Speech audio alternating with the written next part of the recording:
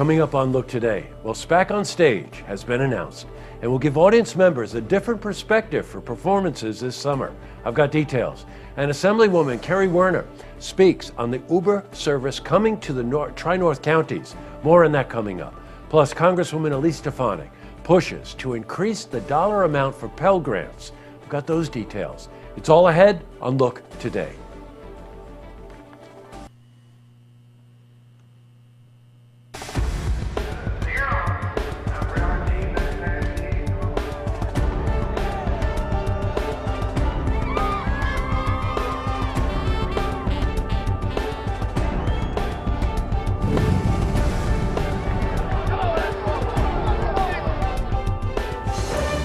Welcome everyone, I'm Jay Hood Jackson and this is Look Today. Well, in tonight's program I sit down with Kristen Hannafin. She's Special Events and Convention Sales Director for the Lake George Regional Chamber of Commerce, and we're joined by Jeff Mead. He's the General Manager for the Glens Falls Civic Center. They're here to discuss the Sports Tourism Initiative that will aim to bolster our economy all year round. Plus, I also sit down with Bill Osborne. He's the father of the late Ben Osborne, founder of a fundraiser in his son's honor. It's called Baskets for Ben. Plus, we've got your weather for the Tri-North counties, but first, these headline stories. Well, in our lead story, we have more news regarding summer programming for SPAC. Now, one of the highlights for the center this summer will be SPAC on Stage. Now, challenging tradition, SPAC on Stage places the audience on stage in close proximity to the live performance. It will take place every Monday in August and feature performances of a wide variety of genres. Well, we spoke to Elizabeth Sobel. She's president of SPAC. The thing that I was drawn to were artists who were classically trained but were kind of taking music in different directions. And so there's a number of bands that I worked with, Black Violin, who combine hip hop with classic strings, Tiempo Libre, who combine Cuban music with classics, and so on and so on. And so I really wanted bands who represented that kind of cross-genre work. Wow. In other news, well, Assemblywoman Kerry Werner spoke last night at the Saratoga City Council meeting. Now, she spoke on the Uber services coming to the Tri-North counties. Now, Uber currently has registered drivers in Warren, Washington, and Saratoga counties who are ready for action as soon as New York State gives the go-ahead. Now, this will be a financially viable option for those without a vehicle and those who cannot afford the traditional taxi cab service. It's controversial. Well, we were at the meeting where Assemblywoman Kerry Werner spoke. Uber is coming 90 days from the budget, so it should be here end of July. It is the State Department of Motor Vehicles will be overseeing this process, so there'll be no local regs on it. So we're waiting for DMV to issue the regs for licensing and for insurance. And then Uber, Lyft, and any other of the ride-sharing companies will be able to operate in the state. Now, you can see the Saratoga City Council meeting unedited in its entirety starting tonight on Look TV and on looktvonline.com. Switching from news to weather. Well, today saw temperatures in the 50s. However, at night, we might get as low as 35 degrees. Let's see how the rest of the week is shaping up. For a more detailed look at our weather, let's head to the Glens Falls Weather Center for a look at your first forecast.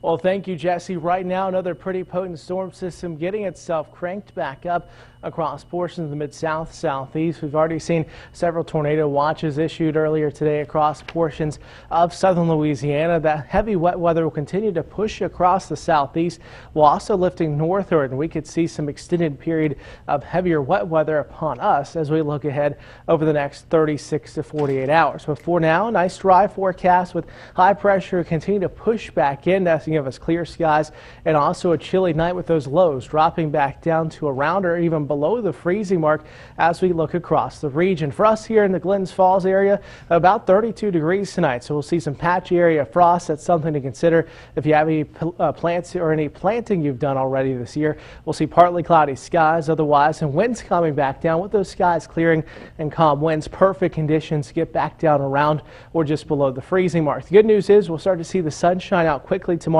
warming us up nicely. High 63, some cloud cover working back in, but as we walk out out the door, grab the jacket. We'll see temperatures in the mid-60s or mid-30s rather to lower 40s. A cool, calm morning with plentiful sunshine. Then, as you saw, we'll see 60s back throughout the afternoon. Showers and thunderstorms could be heavy at times Friday and Saturday. We'll start to see those tapering off for the back half of the weekend, and maybe still seeing some showers holding on into earlier portions of next week. But a pretty wet week of weather still moving in. We'll see a high of 66 on Saturday, Sunday 56, 53 for the high on Monday. That's it from the First Look Weather Center. Now let's get back to you, Jesse. Thanks, Bran. All right, back to the news. Well, after a 2-year push by Congresswoman Elise Stefanik, the House of Representatives is going to vote on expanding the Pell Grant. Now, if successful, this $1.1 trillion spending plan will increase the Pell Grant from $105 a student to $6,000 for each individual. Now, this is another important piece of legislation that will help students acquire higher education debt-free. Now, another facet is the Excelsior Scholarship Program, which we'll have more on tomorrow. Congratulations, Congresswoman. Up next, I sit down with Kristen Hannafin. She's Special Events and Convention Sales Director for the Lake George Regional Chamber of Commerce. And we're joined by Jeff Mead. He's the General Manager for the Glens Falls Civic Center. They're here to discuss the Sports Tourism Initiative that will aim to bolster our economy all year round. And I sit down with Bill Osborne. He's the father of the late Ben Osborne and founder of a fundraiser in his son's honor. It's called Baskets for Ben. But first, if you see who's happening, you want to share a story idea. How about join us for an interview? Give us a call on the hotline. The number is 798-8000. Well, that's all the time we have for this edition of Look Today. We're running a little tight on time. So just quickly, tomorrow, Samantha Bosshart and Richie Ortiz are going to be in. So you want to catch that interview. Anytime they come on, it's always a lot of fun. And one other thing is Facebook. Please go to Facebook. Tell us what you think of the stories, what you think of us, what you think of anything. Okay? Tonight on Look TV, it's a Saratoga City Council meeting, a new one. And don't forget, tune in tomorrow night for the stories that matter to you. Good night, everyone.